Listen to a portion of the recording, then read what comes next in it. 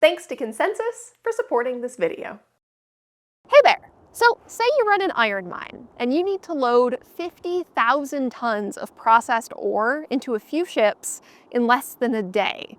That's like the combined weight of everybody in Michigan Stadium times 4. How do you do it?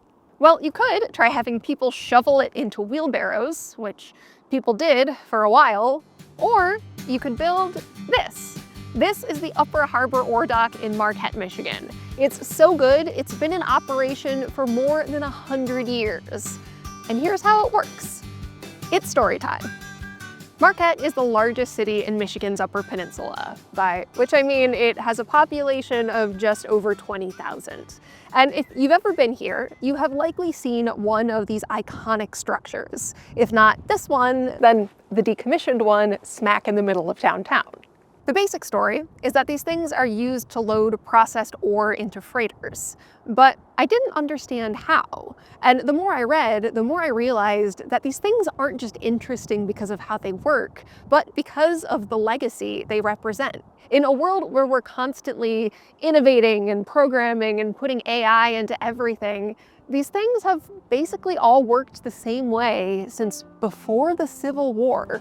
In a recent video, I learned about the Marquette Iron Range, a nearby iron deposit that's been mined since the 1840s. Here along Lake Superior, Marquette mainly developed as a port town to ship all that metal. Initially, loading iron onto ships looked a lot like me shoveling mulch into my garden.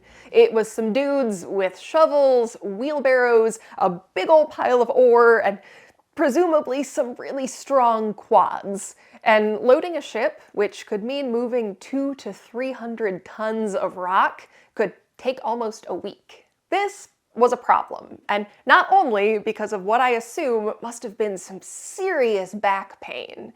Once those mines on the Iron Range got going, Michigan became the #1 iron producer in the whole country. And for a while, all of that ore was being shipped out of Marquette.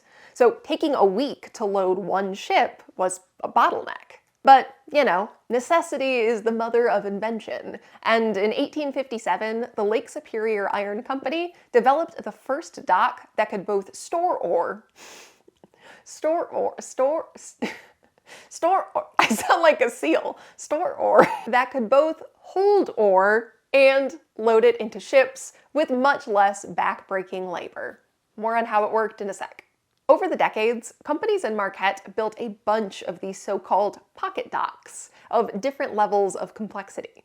They used to dot the coastline here, and once you start looking for remnants of these old docks, you can't stop seeing them. But today, only 2 are left, and only 1 is in operation. The more photographed of the 2 is probably the Lower Harbor Ore Dock, formerly known as Ore Dock number 6. Today, it sits in the water like some steampunk monument to a bygone era, but it was once connected to the rest of the city with an elevated set of train tracks that ran through downtown.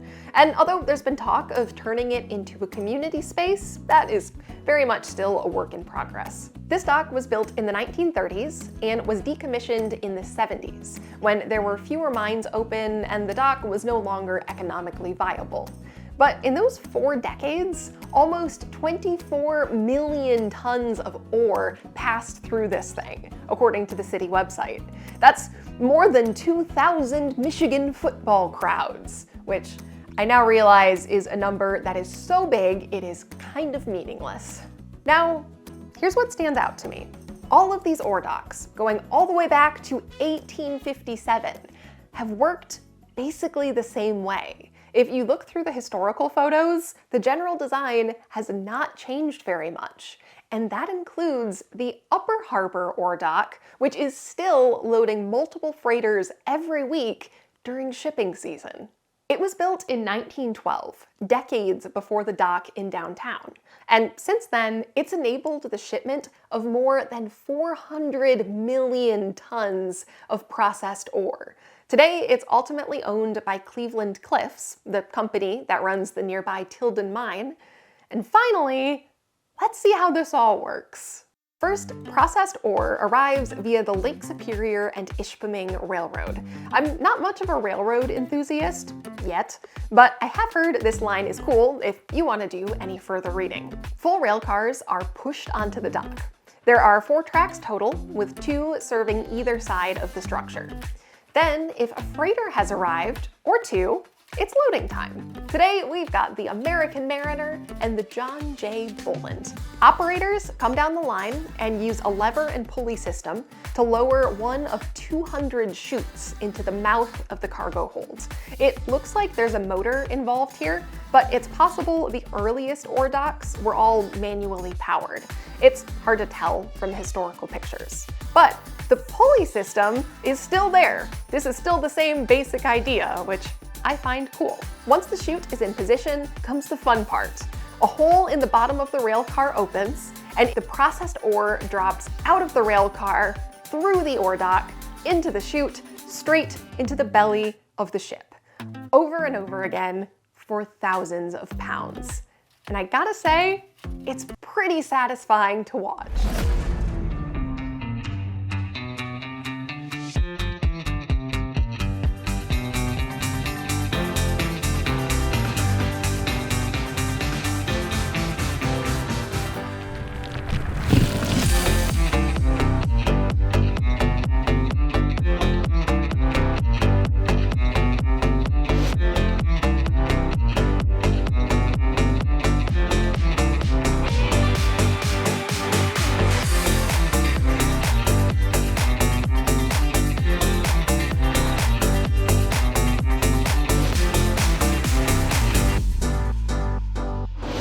On this day, ore seemed to be going straight from the rail cars to the ships, but the compartments inside the dock can also be used for storage, and in total can hold up to 50,000 tons of processed ore.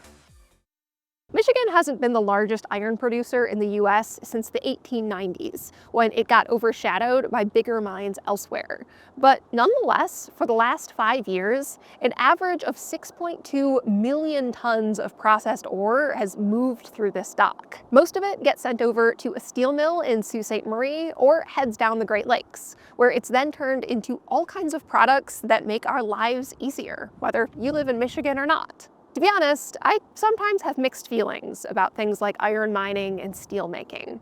Our society kind of depends on them, but they also often happen at the expense of the environment. And when it comes to historical mining in Michigan, geez, well, those miners had hard, dangerous, often underappreciated jobs. That said, I am also fascinated by the amount of innovation that happens in these fields. And really, this whole series is just me trying to figure out how the world around me got to be the way it is. And when it comes to Marquette, well, iron mining and ore docks like this, they're a big part of the story. Thanks to Consensus for supporting this video. Consensus is a search engine that makes it easier to find and understand academic papers. You give it a topic, and it uses AI to scan more than 200 million research papers and provides key takeaways, big themes, and assesses the quality of the research. It's used by scientists, students, and also people who are just generally curious. For instance, iron that's shipped out of Marquette comes from what's called a banded iron formation. If you search for more information about them, you'll get a summary with references, direct quotes from papers, and for a yes or no question, you'll trigger the consensus meter. I always recommend checking the results for any summary because they do have limitations, which Consensus is transparent about. They include citations that link to the underlying papers. But I think this is a cool, accessible way to start understanding big questions. You can learn more at consensus.app or with the link in the description. And as always, thanks to you for being here. I hope you learned something that makes you think about the world just a little differently, and I'll see you soon.